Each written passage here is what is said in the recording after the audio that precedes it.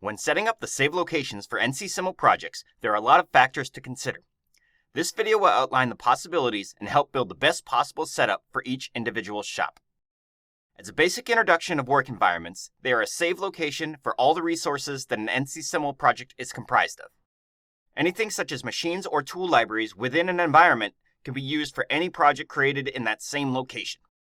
These environments can be sorted by company, by machine name, by job number, or by whatever is desired. The default location for the NC-SIML data is as follows: C, Data, Spring Technologies, NC-SIML Solutions, or NC-SIML, and then Projects. At this level, the list of environments can be found. When opening one of the environments, all of the items that comprise it can be viewed.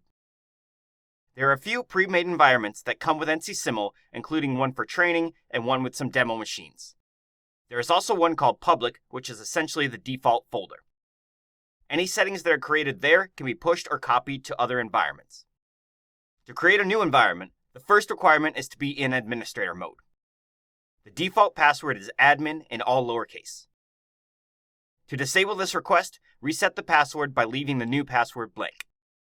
The simplest way to create an environment is to select Local. This will write directly to the folders that were just previously shown in Windows. Notice that there's the option to copy any pre-made settings from the public folder upon creation. As an alternative, the save locations for each folder in the environment can be individually mapped.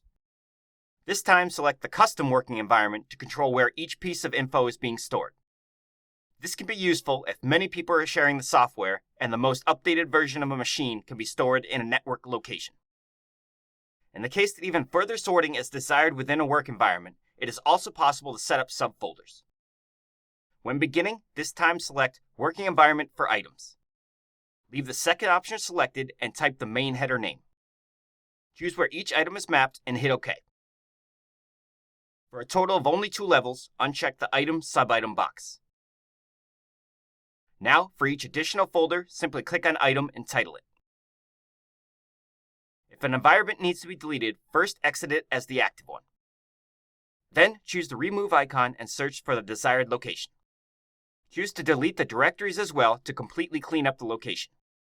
Using a combination of all these options, it's easy to perfectly customize the working strategy for sharing resources across a network, as well as completely manage any local files.